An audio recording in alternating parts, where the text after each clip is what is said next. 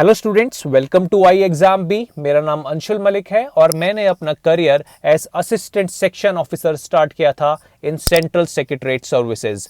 आप सभी को मैं बता दूं कि एसएससी सीजीएल का एग्जाम 5 से 6 महीने में हो जाएगा, तो प्लीज अपनी तैयारी को जोरों शोरों से स्टार्ट कर दें, ताकि अगर आप इनकम टैक्स इंस्पेक्टर बनने का सपना देख रहे हैं तो वो हर हाल में आप हासिल कर पाए। और आज की इस वीडियो में मैं आपको इनकम टैक्स इंस्पेक्टर की लाइफ के बारे में सारी बातें बताऊंगा कि किस तरीके की लाइफ होती है, किस तरीके की पावर आपको इस जॉब में मिलेगी, क्या सोशल रिकॉग्निशन होता है। आप सभी लोग, मैं जानता हूं कि इनकम टैक्स इंस्पेक्टर के बारे में बहुत सारी क्वेरीज रखते हैं, क्योंकि नाम में ही बहुत वजन है और मैं आपको सारी चीजें आज इस वीडियो में बताऊंगा। तो प्लीज इस वीडियो को लाइक करें, सब्सक्राइब करें और मैक्सिमम लोगों तक शेयर करें, ताकि जो भी लोग ये जॉब पाने का सपना देख रहे हैं उनको सही इंफॉर्मेशन सही टाइम पर मिले। आज की इस वीडियो में हम कुछ इंपॉर्टेंट पॉइंट्स पे भी बात करेंगे, जैसे कि जॉब कैसी होती है। अगर मैं इनकम टैक्स इंस्पेक्टर की बात करूं, वर्क प्लेस पे क्या काम करना होता है, उन्हें ट्रेनिंग किस प्रकार की होती है, सैलरी स्ट्रक्चर क्या होता है, पोस्टिंग एंड ट्रांसफर किस तरीके के होते हैं, करियर पाथ एंड प्रमोशन किस तरीके के होते हैं, और क्या एडवांटेज और डिसएडवांटेज होते हैं इस जॉब के। अगर भाई कामकाज की बात की जाए तो इनकम टैक्स डिपार्टमेंट में मेनली दो तरीके के सेक्शन होते हैं। पहला होता है आपका असेसमेंट सेक्शन, दूसरा होता है नॉन असेसमेंट सेक्शन। और कौन सा सेक्शन किसको मिलेगा ये डिसाइड होता है आपका जब प्रोबेशन पीरियड कंप्लीट हो जाता है, जो कि 2 साल का होता है। अगर मैं असेसमेंट सेक्शन की बात करूं तो ये प्योरली डेस्क जॉब है। यहां पर आपको पेपर वर्क करने के अलावा और कुछ काम नहीं मिलेगा, जहां पर आपको कंप्यूट करना होगा लोगों के टैक्सेस, रिफंड या फिर टैक्स इवेजन। अगर मैं जॉब टाइमिंग की बात करूं तो इस सेक्शन में फिक्स 9 to 5 आपके जॉब टाइमिंग रहते हैं। बहुत ही आसान लाइट सेक्शन होता है। आप इस जॉब को एएसओ की जॉब से कंपेयर कर सकते हैं, क्योंकि यहां पर सिर्फ रिपोर्ट्स बनानी होती है और उनको असेस करना होता है। और ऑन द कॉन्ट्रेरी, अगर मैं नॉन असेसमेंट सेक्शन की बात करूं तो यहां पर प्योरली रेड डाली जाती हैं। आपको कोई भी एक डेजिग्नेटेड प्लेस दे दी जाएगी जहां पर आपको रेड करनी होगी। इस जॉब के कोई फिक्स आवर्स नहीं होते। जब तक रेड खत्म नहीं होगी you have to be in office. तो ये एक पहला रूल है। दूसरी चीज ये भी थोड़ा सा सिंपल है, क्योंकि रेड रोज नहीं होती, और रोज नहीं होती तो इतना डिफिकल्ट सेक्शन नहीं माना जाता। महीने में 3 से 4 रेड आपकी हो जाती है, और यहां पर भी आपको रिपोर्ट बनानी होती है और उनको असेस करना होता है। तो अगर भाई हम ट्रेनिंग की बात करें तो जब भी आप आईटीआई सेलेक्ट होगे एसएससी सीजीएल द्वारा, तो आपको 12 हफ्ते की ट्रेनिंग करनी होगी। और ये ट्रेनिंग कहां पर होती है? ये ट्रेनिंग होती है national preparation centre for direct taxes, जिसको हम DTRTI बोलते हैं।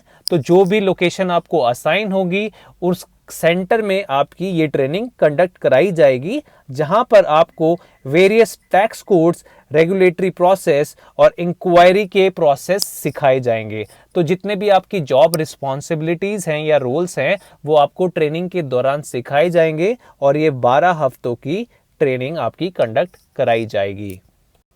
दोस्तों, अगर मैं सैलरी और पर्क्स की बात करूं तो इनकम टैक्स इंस्पेक्टर की सैलरी एंड पर्क्स बहुत डिसेंट है।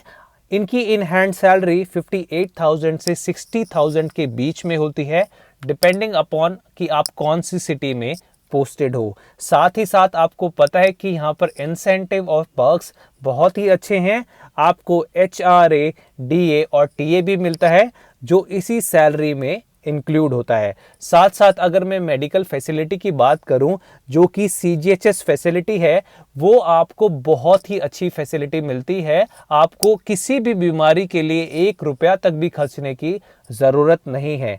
साथ ही साथ आपको टेलीफोन अलाउंस, ट्रांसपोर्ट अलाउंस और फ्यूल अलाउंस भी मिलता है। अगर आप रेड सेक्शन में हैं तो ये सुविधाएं आपको इस सेक्शन में मिलेंगी। दोस्तों, अगर मैं पोस्टिंग एंड ट्रांसफर की बात करूं तो आपकी जो पोस्टिंग है वो आपकी सीजीएल के मार्क्स के ऊपर डिपेंड करेंगी कि आपके कितने मार्क्स आए हैं और आपने प्रेफरेंस ऑर्डर क्या भरा था। हम सभी जानते हैं कि सबको दिल्ली चाहिए, दिल्ली में सभी इनकम टैक्स इंस्पेक्टर बनना चाहते हैं, पर ऐसा हो नहीं सकता। और अगर आप ऐसा करना चाहते हैं तो आपको कट ऑफ से भी ज़्यादा स्कोर करना पड़ेगा। अल्टीमेटली सीधी सी बात यही है कि जितना आप मार्क्स स्कोर करेंगे और कट ऑफ से ऊपर होंगे, उतना ही आपको अपने शहर के पास पोस्टिंग मिल जाएगी। अगर मैं करियर पाथ एंड प्रमोशन की बात करूं तो जब आप इनकम टैक्स इंस्पेक्टर अपॉइंट होंगे उसके 5 से 6 साल बाद आप इनकम टैक्स ऑफिसर बन जाएंगे। और आप गारंटी लिख के ले लीजिए कि आप 5 से 6 साल में आईटीओ बन जाएंगे।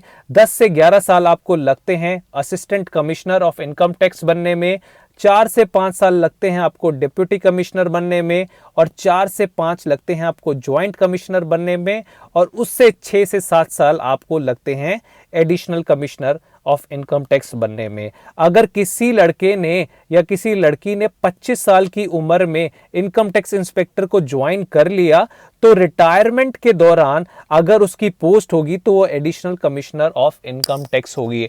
तो जो भी लोग पहली बार तैयारी कर रहे हैं ये बात ध्यान में रख लो कि जब आप रिटायर होगे तो आप additional commissioner of income tax बन के रिटायर होगे। तो अपनी प्रिपरेशन बिल्कुल अच्छे से करें और पहले अटेम्प्ट में अपने एग्जाम को क्लियर करें। अगर मैं कुछ एडवांटेजेस की बात करूं तो आपको पता है कि पावर और सोशल रिकॉग्नाइजेशन तो इस जॉब में आपको मिलेगा ही मिलेगा। साथ में जॉब स्टेबल है और सोसाइटी में रिस्पेक्ट है। और इस जॉब के दौरान आपको बहुत कुछ सीखने को मिलेगा, बहुत अच्छे कनेक्शन होंगे, बहुत अच्छे लिंक बन जाएंगे आपके लोगों से। और आपको पता है कि बिगेस्ट डिपार्टमेंट जो है गवर्नमेंट ऑफ इंडिया का वो इनकम टैक्स डिपार्टमेंट है, रेवेन्यू जनरेटिंग डिपार्टमेंट है, इसलिए बहुत महत्वपूर्ण डिपार्टमेंट है। साथ ही साथ हर एक टॉप रैंकर का सपना होता है कि वो इनकम टैक्स डिपार्टमेंट में जॉब हासिल कर ले, और साथ ही साथ आप अपनी फैमिली और फ्रेंड्स को भी टाइम दे पाएंगे। दोस्तों, हर एक एडवांटेजियस चीज के साथ कुछ ना कुछ डिसएडवांटेज होते हैं। अगर मैं इनकम टैक्स इंस्पेक्टर की बात करूं तो यहां पर ट्रांसफर एक बहुत बड़ा इशू है। हर कोई चाहता है कि उसको अपने शहर में नौकरी मिले, पर ये ऐसा पॉसिबल नहीं है। इसलिए लोग परेशान रहते हैं और जॉब चेंज करते हैं अगले साल दोबारा सीजीएल में प्रिपेयर होके। तो मैं आपको इसलिए पहले ही बता रहा हूं कि ट्रांसफर एक बहुत बड़ा इशू है, और जब भी आपका प्रमोशन होगा तब आपका ट्रांसफर निश्चित है, वो डिपार्टमेंट की तरफ से होता है। और अगर आप मनचाहा ट्रांसफर लेना चाहते हैं तो वो आपको 2 ही केस में मिलेगा। यदि आपकी वाइफ या फिर हस्बैंड किसी गवर्नमेंट जॉब में है और दूसरे शहर में पोस्टेड हैं, या आपके पास कोई हायर रेफरेंस है। तो इस चीज का आपको बिल्कुल ध्यान रखना है ताकि आप बाद में परेशान ना रहें। अगर आपको वीडियो पसंद आया तो प्लीज इसे लाइक करें, शेयर करें और सब्सक्राइब करें। And thanks for watching I exam B.